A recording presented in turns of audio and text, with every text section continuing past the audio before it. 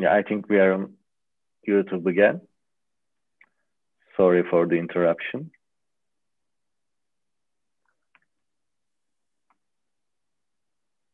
Yeah, I think it works. So shall I continue? First, let me apologize for this dropout. We've lost communication with the YouTube, but now we are again online. Jenan, please, could you introduce yourself first and go to your comments? Thank you, and I would like to thank Dr. Baran. Thank you very much for fascinating speech. We gained some very important perspectives, I think. I am a psychiatrist at Ege University, Izmir, Turkey. I would like to ask if we could we use a similar approach during residency, including different branches of medicine like neurology, internal medicine, and psychiatry? Is it possible? Oh, absolutely. And that I've been doing actually for many years. So I've been a department chair of 3 different departments of psychiatry. And what we always did with our residents, when they were rotating through different services, is we would bring in fact, when I was the chair of psychiatry at University of Southern California and at Temple University, which is a medical school in Philadelphia on the other side of the United States, we would have our residents, part of their rotation would be going to the neurology clinic, going to the family medicine clinic, going to the burn unit. So we actually had our residents spend some time in those clinics, and we would always talk about, it wasn't just to do a consult on a particular patient, but to discuss the role of what a psychiatrist can do in a neurology clinic, in a burn unit, in a orthopedic clinic. I got involved with brain trauma because I was working in a unit that specialized in that. So I think this is a really important point that you raised. And again, part of that culture is that for too many years, psychiatrists worked in psychiatric hospitals. We weren't always a part of the general medical. I mean, we were a specialty that was kind of outside of the realm of medicine. And as Bulan said, I'm a 3rd generation psychiatrist. So what I think is psychiatrists need to be viewed as we are a subspecialty of medicine. And we need to interact with our neurology colleagues, our internal medicine colleagues, our surgical colleagues. So I think this should absolutely be a component of residency training, that every single psychiatrist, regardless whether they become a child psychiatrist, private practice, working in an inpatient setting, should all be exposed to that. And that will help to change the culture. So I think not only can it be, it should be. And that's not very difficult to do at all. Thank you. In addition to rotations, could we have a plan? Could we have another system which will increase collaboration between branches? I think so. So what we would do is we would have our psychiatry residents, not only would they go to the grand rounds of other specialties, but we would encourage research collaborations.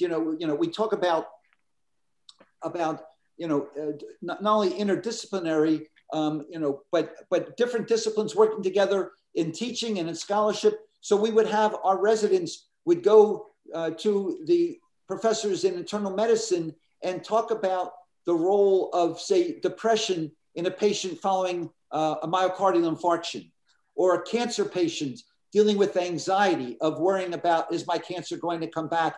Am I going to die? Am I going to have terrible pain? So I believe this is part of that culture. And what we need is that innovation and creativity that I mentioned in my final slide about how do we get psychiatric residents, and then what we would include is psychology residents, pharmacy residents. So in the United States, pharmacy students will do rotations in the hospital. And instead of just having them sit in the pharmacy and count out pills, what we would do is we would have individuals, again, round with us. And this is where I think we can sit down and talk about how do we start this? We start small and then we allow it to grow. But I truly believe that there's adequate data out there to demonstrate that as we do more of this, as psychiatry gets more involved with I would send our psychiatry residents over to our School of Public Health so they could talk about psychiatric issues from a public health perspective. And then we would invite their graduate students or their junior faculty. In fact, I have a paper coming out very recently with colleagues that I work with in what they call geography information science. They're in a totally different school, but how, the location of pharmacies and liquor stores has an impact on overall health. So we get data on that. So I think it's really, and it gets very exciting when people start getting outside of their comfort zone of only working with other psychiatrists or psychiatric students, but really expanding that. And we can start slow, but it will grow rapidly because people will see not only is it enjoyable and we learn something, but we are able to provide better care. And that team approach, I've always enjoyed participating in team sports a bit more than individual sports because the collegiality, I think we all missed that with COVID, that we missed not being with our colleagues. So now we expand our colleagues beyond just psychiatry, but to everyone involved in healthcare, and then certainly a psychiatrist in mental health care. Thank you very much. But it absolutely can be done. How about some other questions or comments or some, not only questions, but maybe help me understand. I always love to learn from our brilliant, junior colleagues and students who have a perspective that I'm sure I don't have. Well, we have other questions in the chat, Bulan? Maybe, Jenan, would you like to say what are in the chat?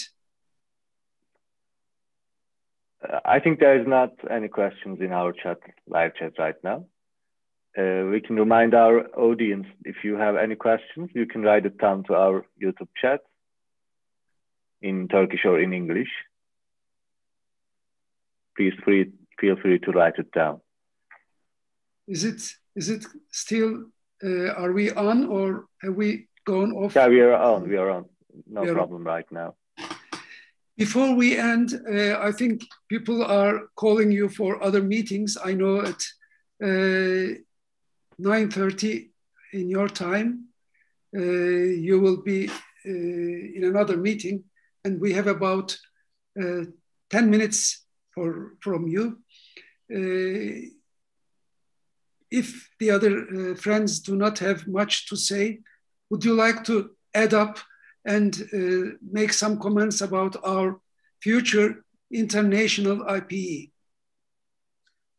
Well, thank you so much. I want to thank everyone for getting on the call. I know it's evening hours in your country, and I very much appreciate people taking time.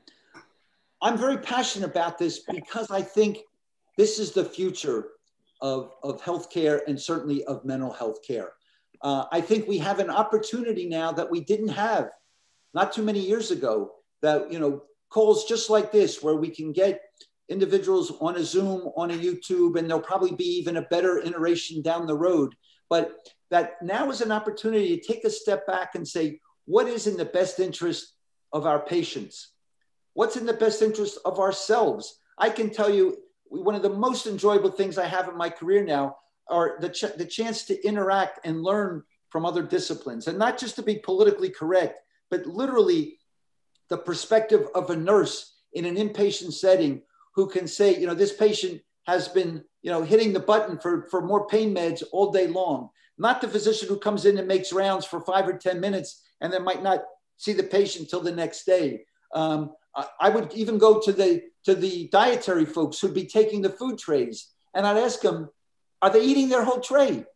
Oh, well, they only eat the sweets, or they don't touch it. So we can get, anytime we get additional information, we're doing a better job for ourselves and for our patients. And it was sad for me when I would see some of our healthcare workers, many of them only had high school or maybe didn't even have high school education, that why me as the physician or the psychiatrist would be asking them. I said, because you can provide me information that's so important to help this patient.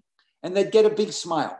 So I think IPE can be international. I do believe it will probably start best when we get people like Professor Afzal Javid, who's president of the World Psychiatric, people who are in positions of authority and power can say, let's give this a try. We can write a grant together, but I think it is, as we've said throughout the whole talk, it's a team approach. A team is not only just the captain of the team, a team is as good as all the players. So if you have a wonderful football team and you have a terrible goaltender, you might lose, even though you might have, you know, the absolute best player on the front line. It's the team wins when the team plays well together. So I think IPE, I'd like for us together, this isn't just my idea, but it's our idea. How can we work together to start it slow, small, and let it grow? Because the best change of culture is things, you know, you don't lose 20 pounds of weight overnight.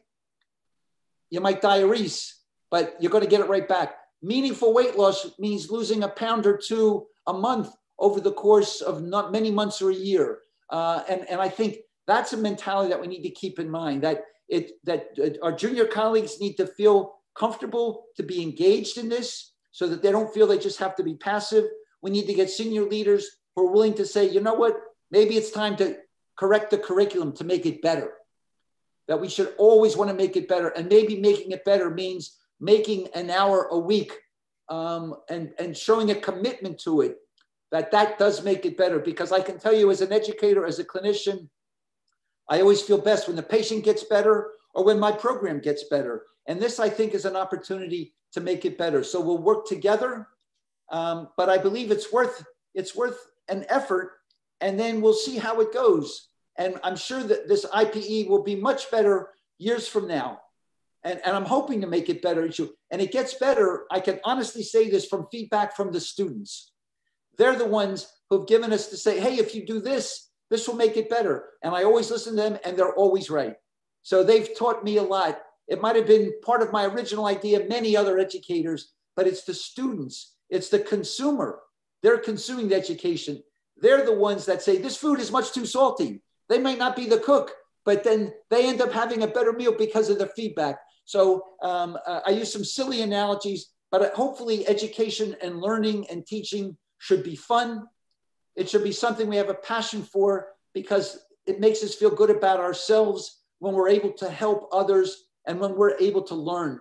I look forward, hopefully, inshallah, we get to work together on developing this at a national, at an international level. And then we all get to say, we were part of making health education better. And that's something that we can all feel proud of. Thank you so much. Before closing, Melissa, do you have something to say, and the other colleagues? Melissa? My all questions answered by Dr. Baron. Thank you again for the sharing opportunity and your great explains. Thank you. Thanks. I'm looking forward to all of you to come up with the answers. So the challenge is on you. I'm going to rely on you to make this better, because you're the ones that are going to tell me a few years from now to say, this is how we made this better, because you're the ones that have the energy, the enthusiasm, and the knowledge to make this better. Seda. Thank you. Thank you for this presentation. And I will also like to say it's important to support each other in the process, because we are not all a human that only works. We are a human that connects. And this connection, I think, makes it better for our work and for our patients and for ourselves, like you said too. No question. On that, there can be no debate. People who don't agree with that really just don't understand. They've not had the experience. They're too caught up in well, that's the way we've always done it, so let's not change that. But change is what makes things better. If we didn't have that, we wouldn't even have computers. We'd be still doing our math with an abacus. That we grow together and we learn from each other. So you're absolutely right. And hang in there. I know it can be frustrating, to not feel, but it will change based on your perseverance and us working together. Thank you. So I challenge all of you to be the leaders, and I'm pretty confident you all will be. Thank you. Yes, Rojda. I am also really thankful for this presentation, and undoubtedly, this is a very important thing, and maybe for our motivation in medical education and also the patient safety. So I think it's a very important thing, and I will be a member of this process.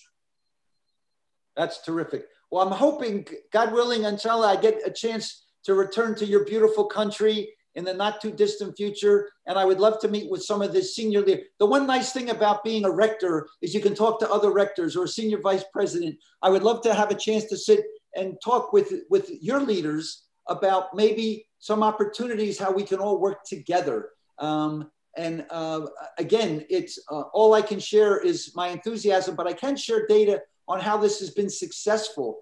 And any leader wants to be successful. They want to be remembered as a successful leader. So God willing, I'll get a chance to come back and meet with my learned and respected junior and senior colleagues. And let's start a process that hopefully will become a global phenomenon of really having healthcare education take on this new and very important, it's really not new, but it's repackaging the old.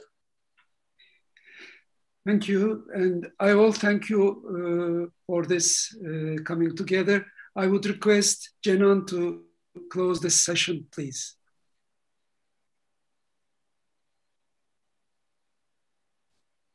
Unmute. Sorry. Thank you again, Dr. Baron, for your high energy. That was very, very enjoyable session. And it was a very important perspective, I would like to say again. And in the very near future, we would like to see you in our country. Hopefully, this pandemic ends very soon. So thank you all to our audience. We hope seeing you in our next meeting. Thank you to the participants and audience. Thanks, everybody. Have a good day. Be safe and be well.